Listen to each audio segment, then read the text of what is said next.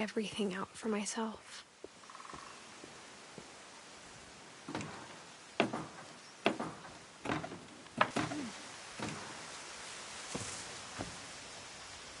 But looking back on it now,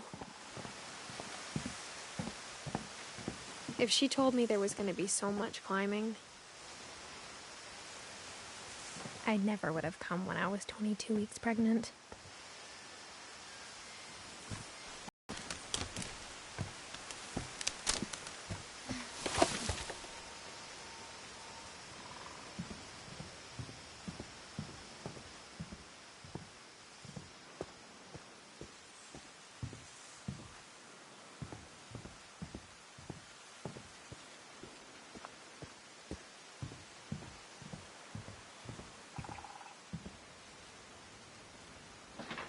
I never met Grandpa Sam, but I think he and my mom had a lot in common.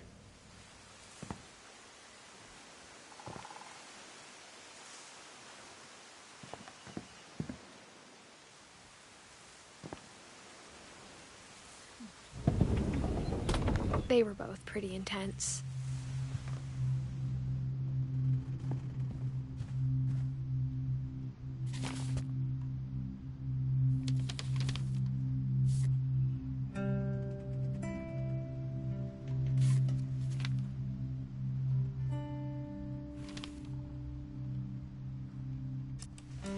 Dawn, I promise, you'll never forget this weekend. Yes, sir. These memories are gonna last a lifetime. Am I gonna have to shoot anything? It's a hunting trip, Dawn. Shooting is strongly encouraged. What? Perfect. It's gonna rain the whole weekend, isn't it?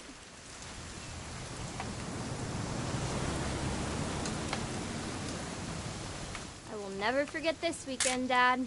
Okay, got it. I'm gonna take some pictures, okay? Just be careful.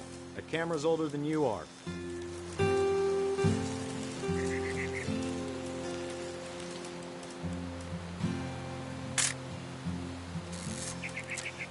You're right, Dad. It's starting to clear up. Still freezing, though.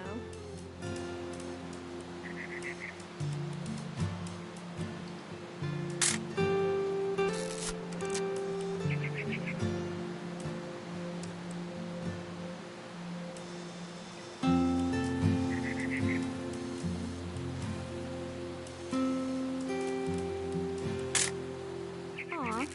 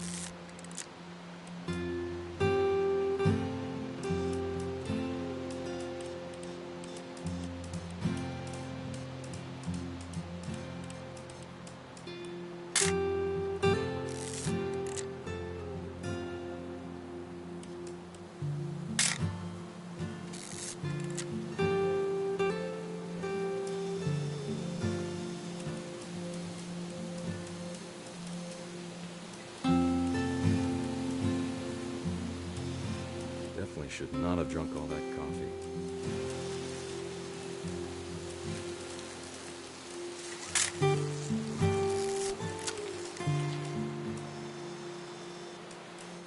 Nothing quite like being outside. Hold. Hey! That's a keeper. I'm just saying, I'm not always gonna be here, Dawn. You'll need to remember this stuff, if you want to survive. I'll be fine, Dad. You know who else thought he was gonna be fine? Some guy who died. Dawn, I'm being serious. I know, Dad. You're always serious. Doesn't being out here make you want to chill out? Well, to tell you the truth, I haven't been out here in 20 years.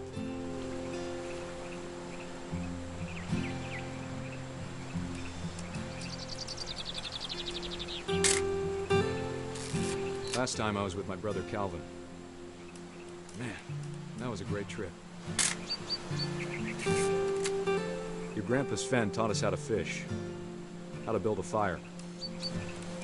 Dad! Good eyes, Don.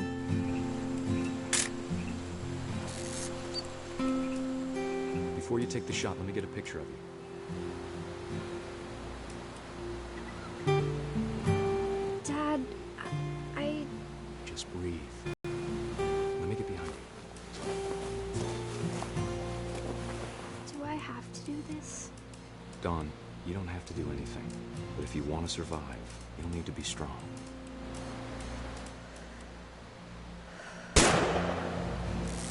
Great shot, Don!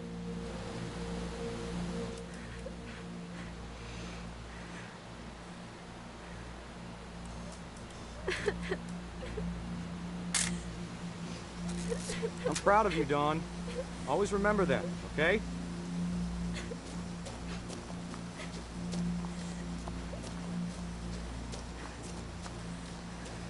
Dad, it's twitching. I think That's it's totally normal, Dawn. Just focus on the camera. Try not to think about— Dad!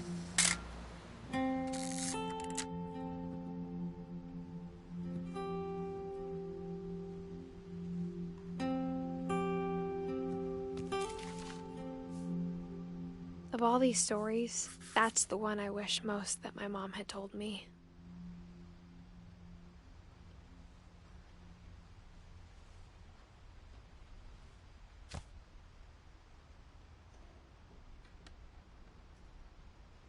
Sam spent his life shooting photos, but Mom said he got nervous being in front of the camera. I guess we're all afraid of something.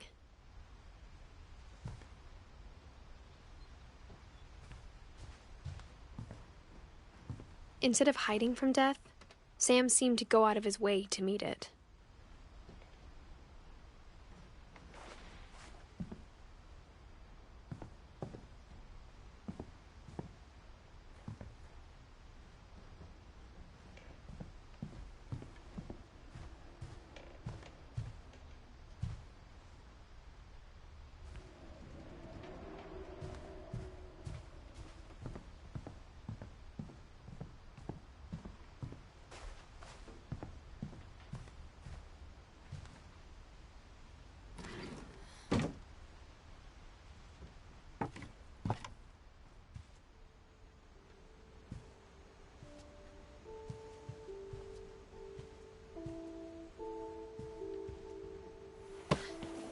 After Sam died, my mom and Edie got really close.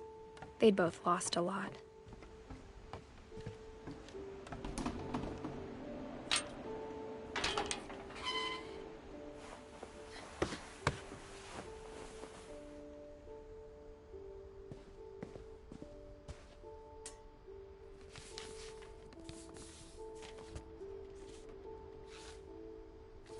Dear Kay, do you remember the way Gregory used to laugh when he thought he was alone? Like something funny was happening, but only he could see it.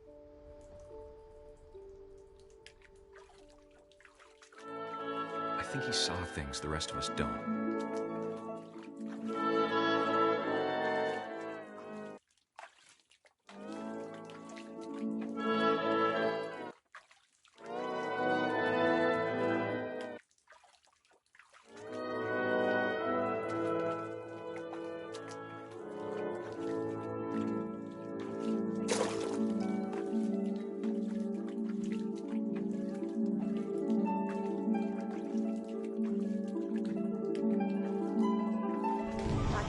Gregory, it's time to...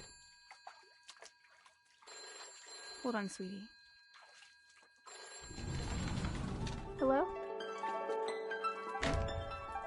Sam, I told you I don't want to talk right now. I wonder what he saw.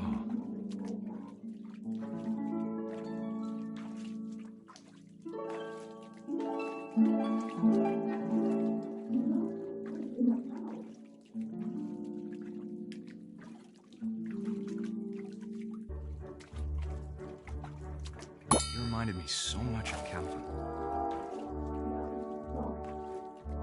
Lost in his imagination.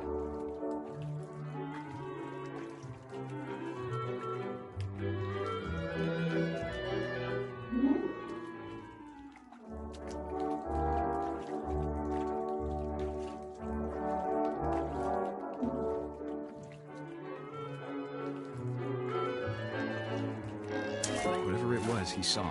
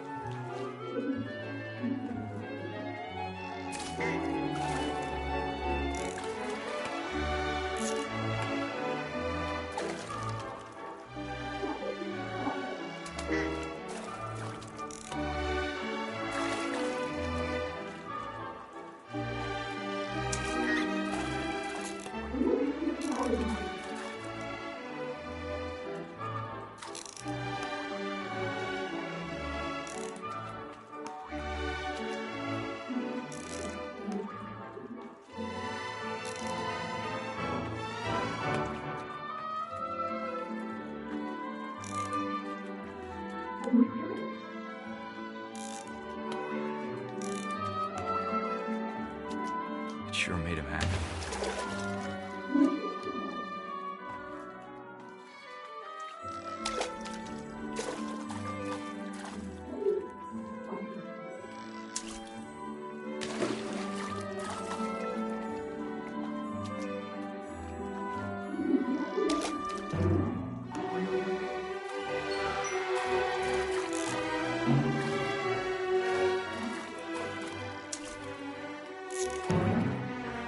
I know how silly it sounds.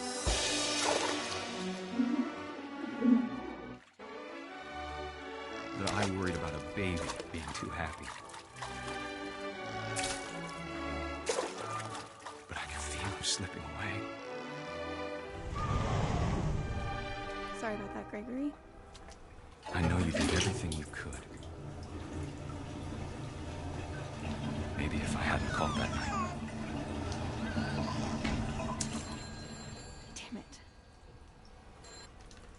Hold on, I don't want Gregory to hear this.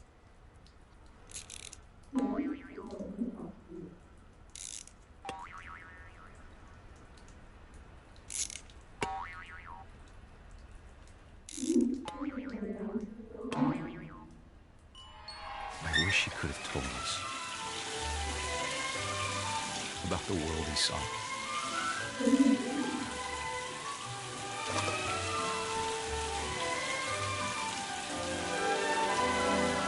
There's so much I don't understand about Gregory, about everything.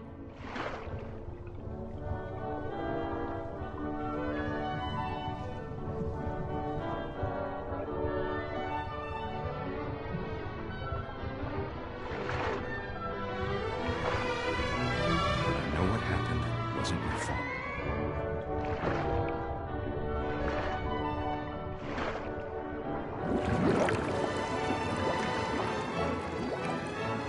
I'm sure he's happy.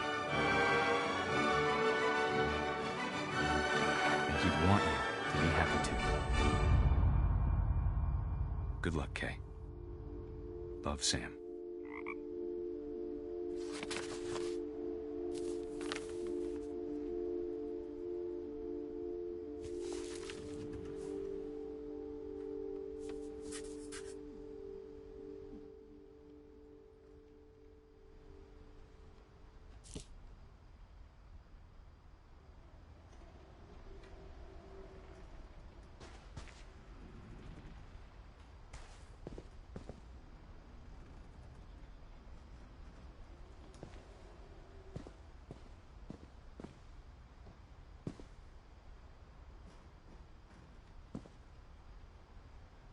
I can't imagine my mom ever writing poetry, and yet... A poem for Gus, who always said the wedding was a bad idea. Our father never hit us kids, at least not very hard, before the day my brother said with teenage disregard that he'd be dead before he'd see a wedding in our yard.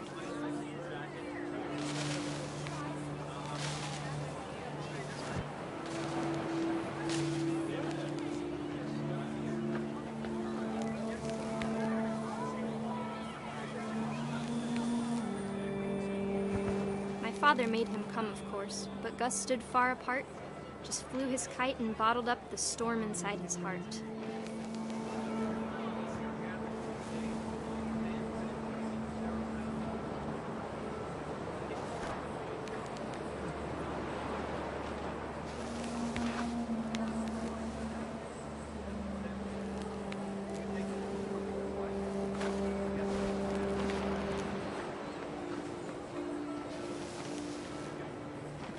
I tried to talk him out of it, but though he'd never met her, "We don't need a stepmom," were the words that I now pronounce you husband and wife. You may kiss the bride.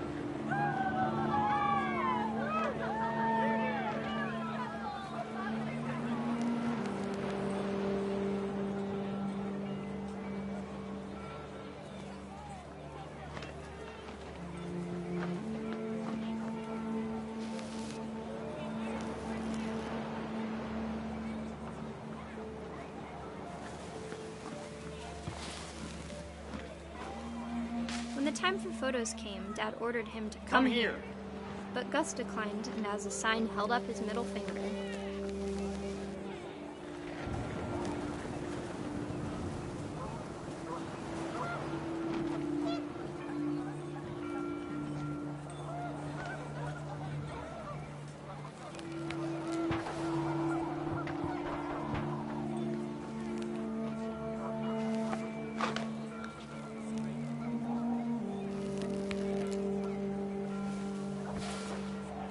The wind picked up, and panicked geese appeared and quickly went. But all the humans did that day was go inside the tent.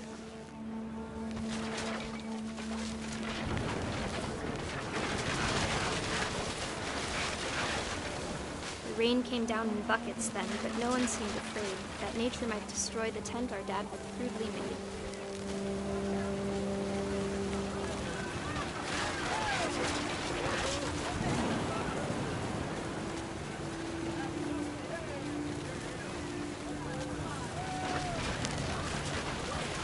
The thunder sounded much too close and full of angry power. But all my father said to this was, "Make the music louder."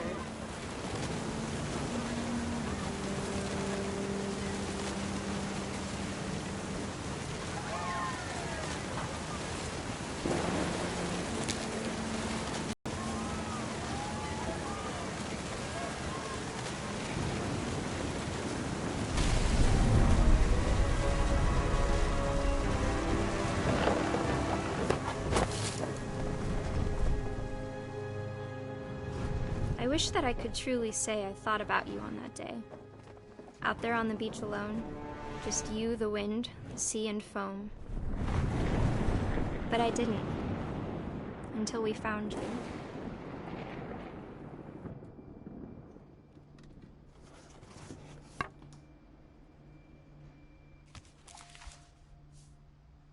She never talked about him, but Mom told me once if I was a boy, they were going to name me Gus.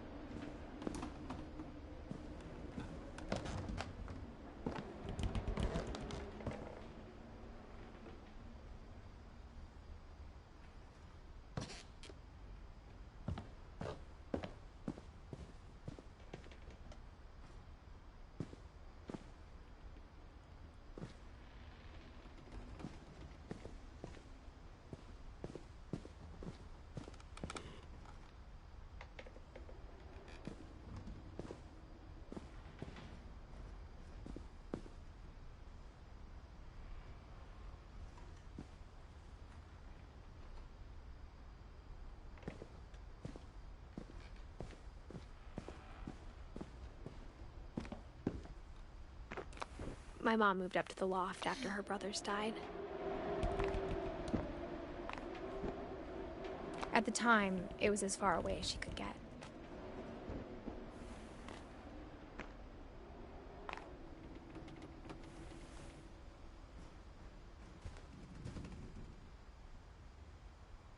Religion was another thing my mom never talked about, but I think it helped her a lot after her dad died.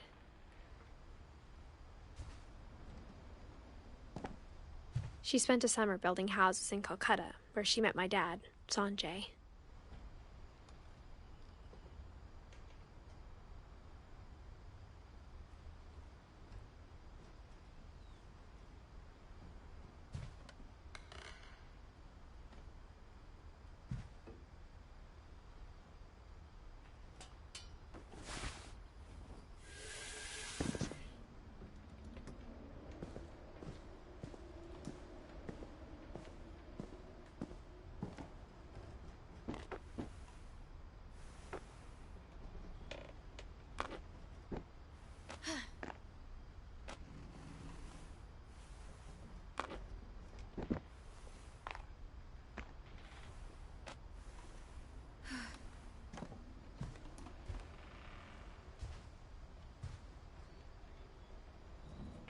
My mom moved to India a week after graduation and got a job teaching English.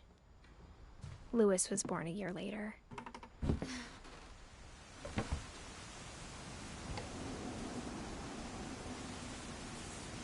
When my dad died, I don't think Mom knew where else to go. I'm sure Edie was happy to have her back.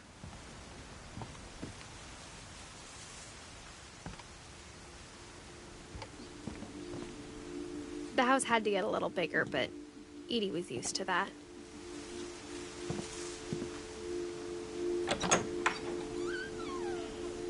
And for a while, things were good. Almost normal.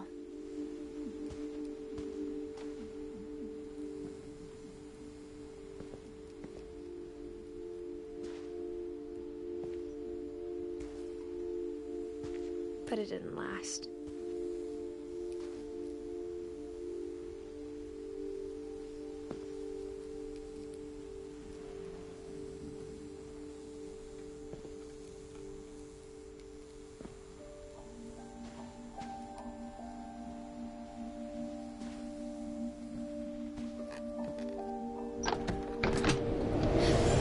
The beginning of the end was Milton's 10th birthday, when Edie gave him a castle.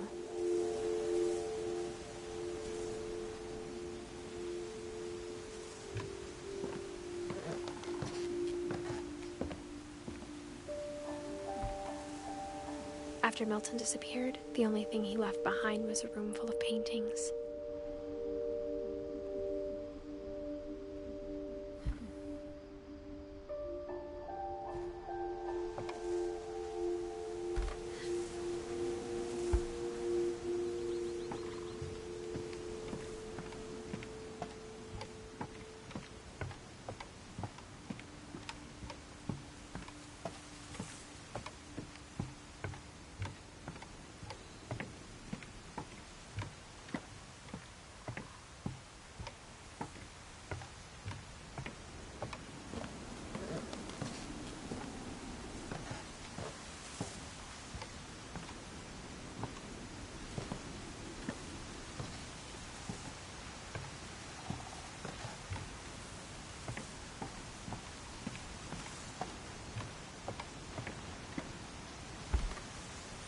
Everyone always told me to stay out of Louis's room, except Louis.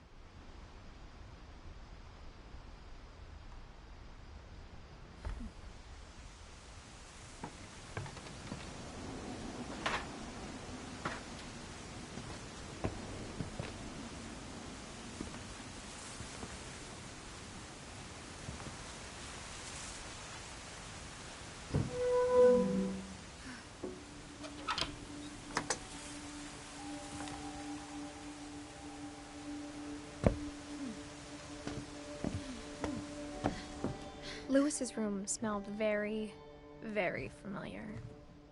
That part of him lived on.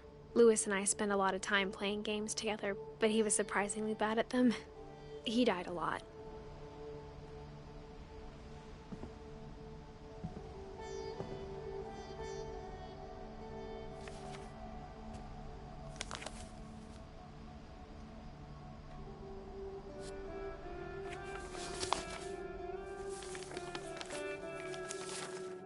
Dear Mrs. Finch, as Lewis's psychiatrist, I can understand your desire for an explanation.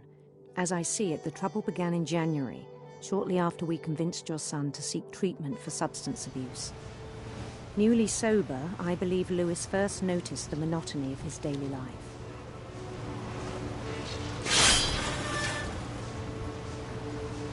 He kept working at the cannery, but he withdrew part of himself.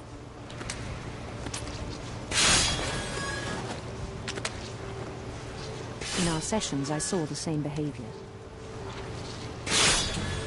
His mind began to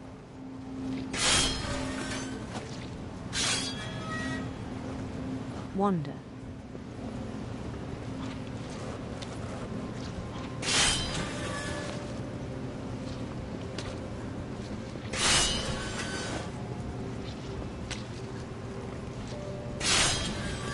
I asked him to describe it.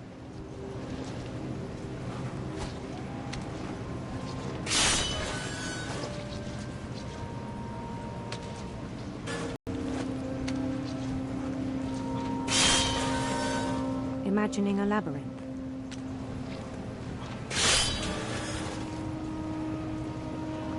He'd feel his way about.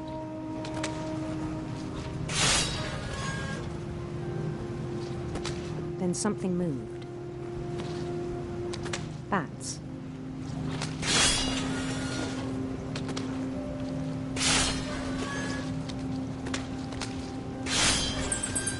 And toads.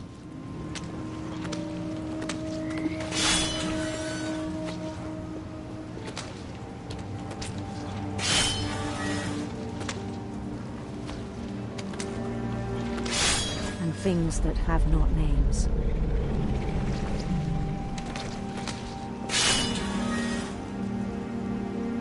He knew it was all in his head.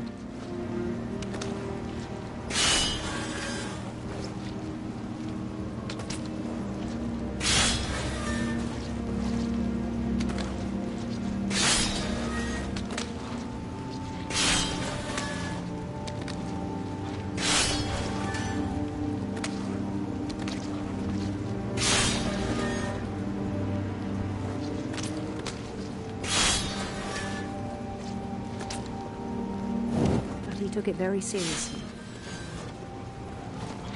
I had hoped he'd find himself.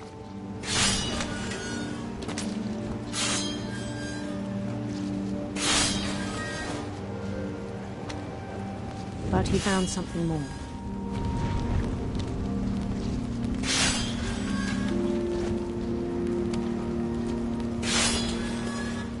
I worried about him then.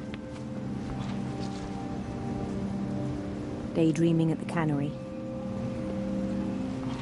I spoke with his boss. But he said Lewis had become a model employee. Methodical, tireless, focused. Like a whole new Lewis. So I let him go on.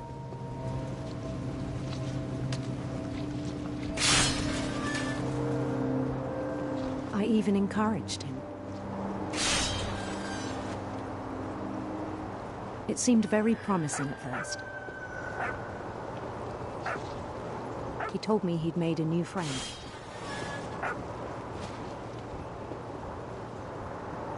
On the edge of a city he named Lewis Tokyo. He built the city up slowly, brick by brick. Then he made musicians.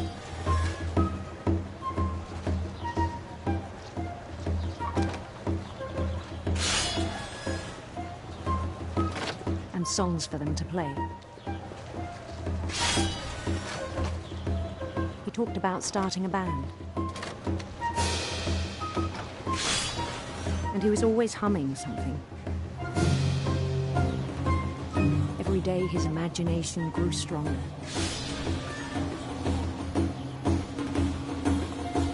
He no longer spoke at the cannery. But his chopping was as reliable as ever. Then one day it struck him that all the cheering crowds, even the stones under his feet, were all in his imagination, so he could do whatever he wished.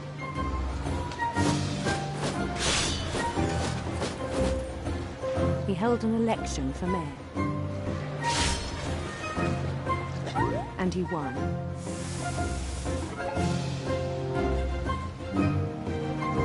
They begged him to stay, but his mind was already wandering. It became a game for him.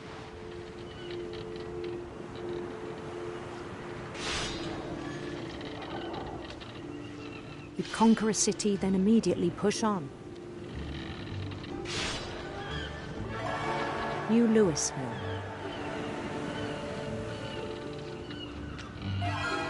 St. Louis. He started drifting away from our reality.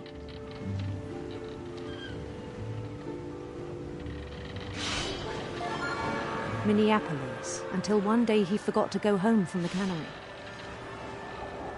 Even as his mother pleaded with him, part of Louis kept sailing on.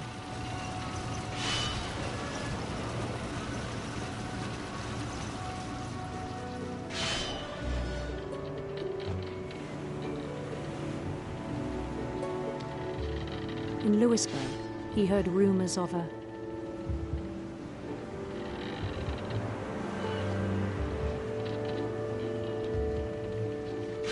handsome queen.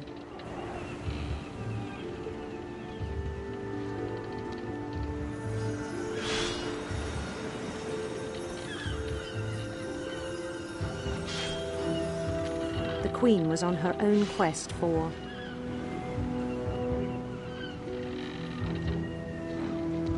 sinister serpents.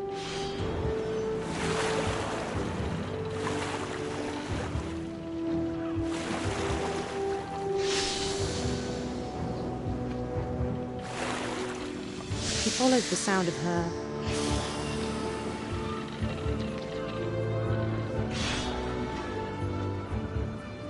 silver harp.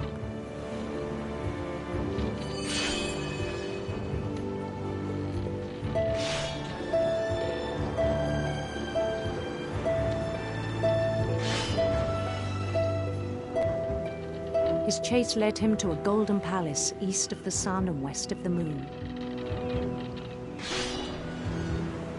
Even then, his logic remained sound.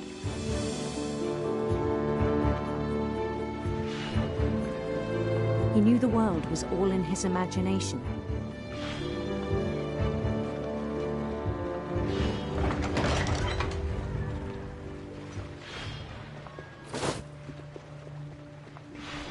But he was so proud of having created it. In his own eyes, he'd become something greater than a king.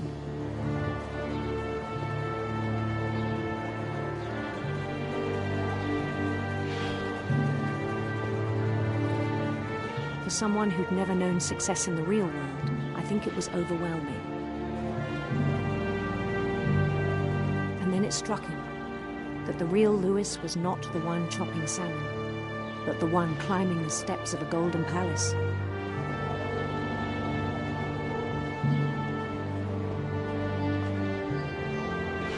My imagination is as real as my body, he told me. It was hard to argue with him.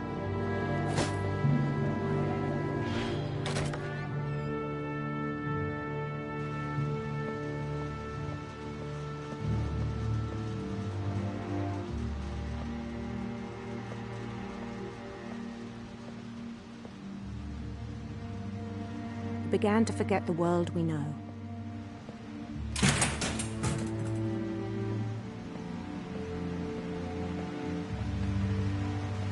I think it pained him to remember Louis, the cannery worker.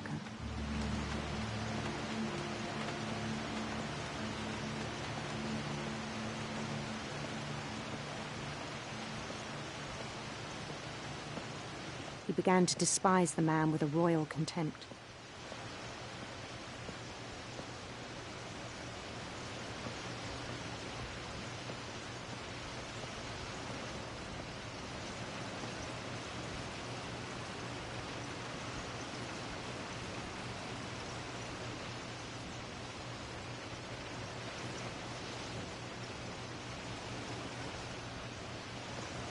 I still thought I could save him.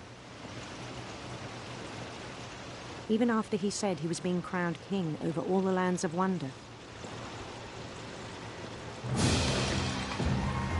The palace would be packed with his companions.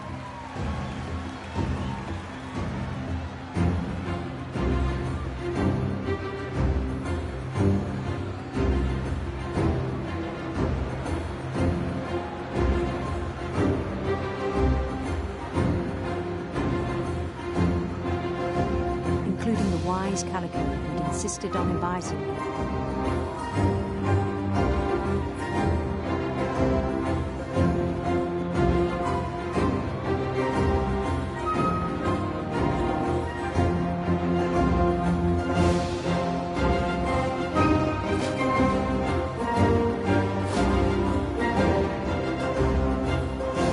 His queen waited, holding his crown.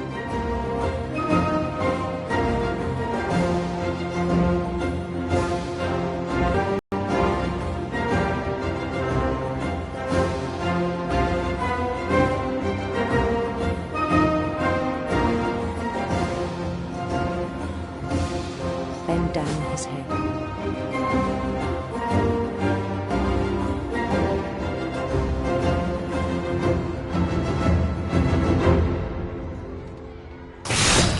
And the rest I think you know.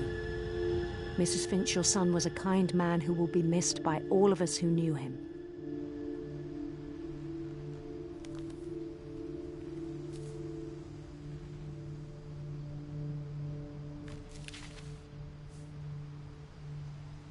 My brother was really cool. I wish you could have met him.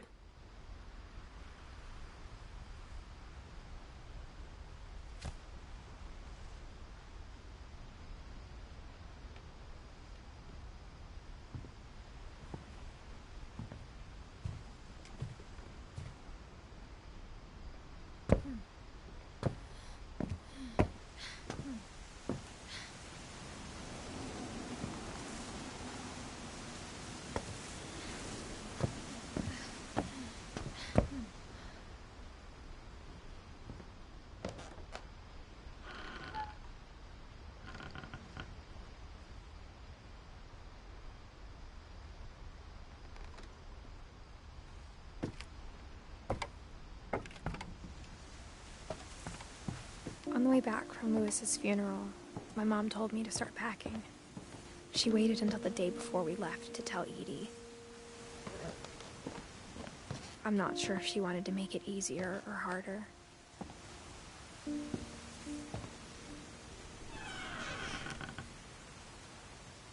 I wish we'd stayed.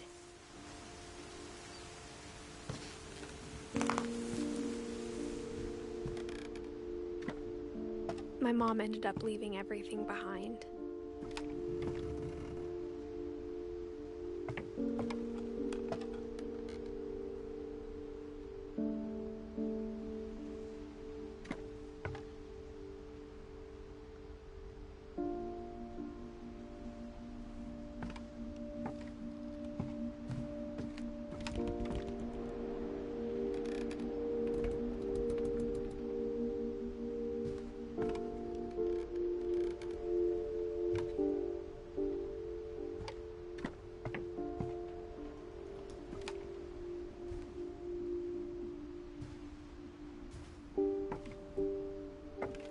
What happened that night had been coming for a long time. Maybe it should have come sooner.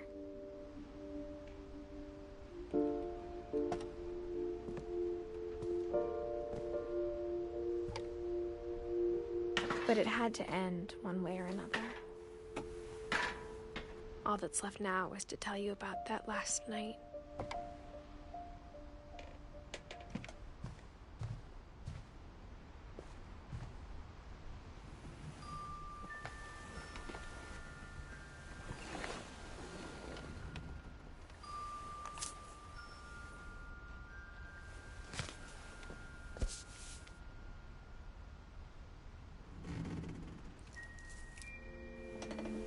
That whole last day, Edie just watched us pack and didn't say a word. Until supper, when she raised her glass and said, to our final night together, and all our final nights apart.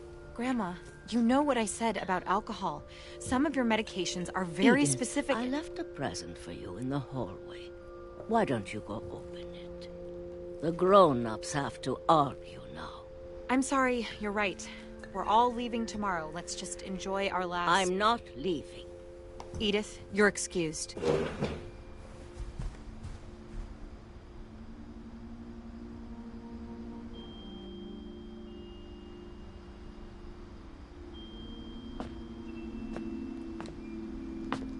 The power had been shut off that morning, but Edie always had plenty of candles.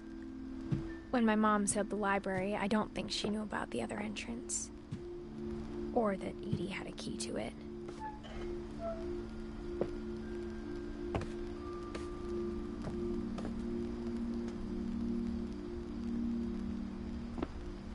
That thing you're afraid of isn't going to end when you leave the house.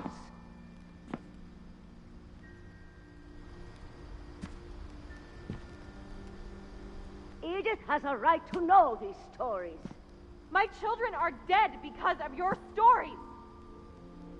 I think it's best if Edith and I leave tonight. We'll have the nursing home send a van for you in the morning, okay?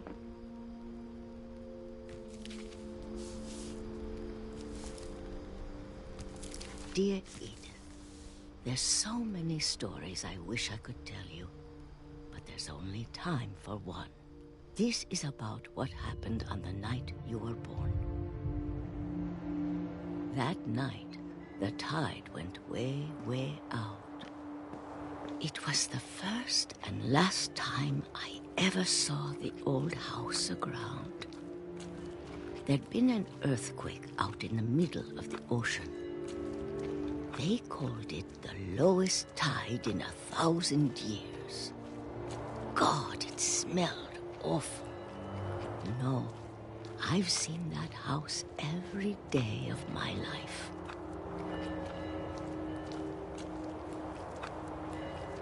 But I never thought I'd go back to it.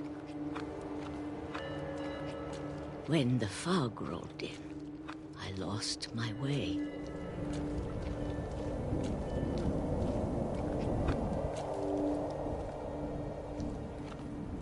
I got turned around.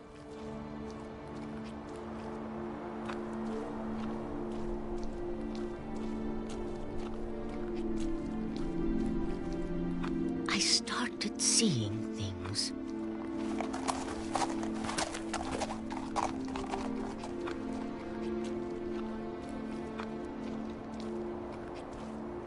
Things I'd forgotten had ever existed.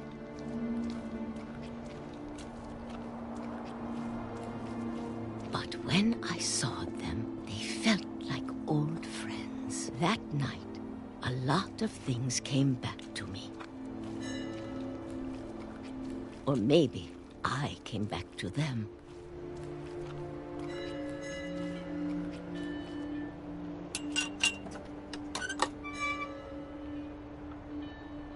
Things I can't explain, but that I need you to try and... Edith, what are you doing in here?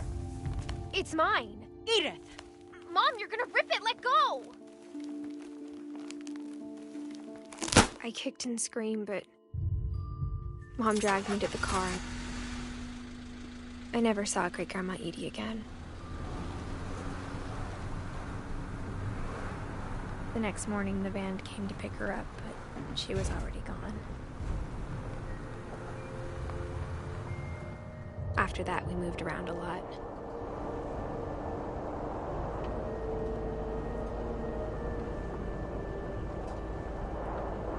We both tried to make the best of it.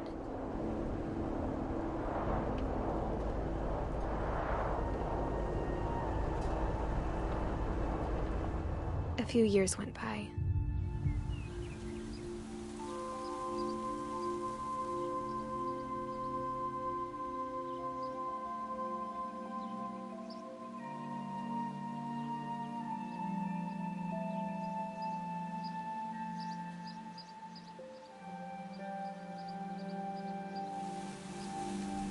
My mom didn't like to talk about it. But she started getting sick a lot. The rest happened pretty quickly. She got better for a while, and then she didn't.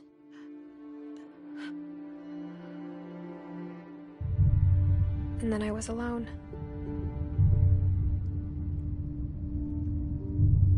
The last Finch left alive.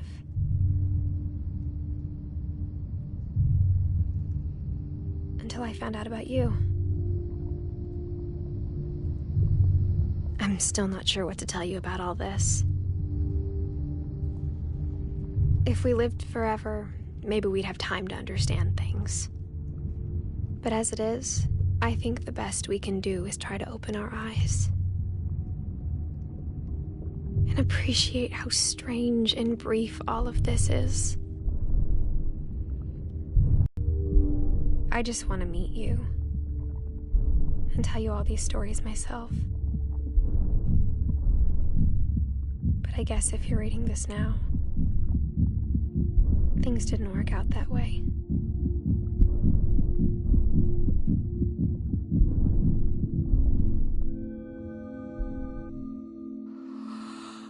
This is where your story begins. I'm sorry I won't be there to see it. It's a lot to ask, but I don't want you to be sad that I'm gone. I want you to be amazed that any of us ever had a chance to be here at all. Good luck.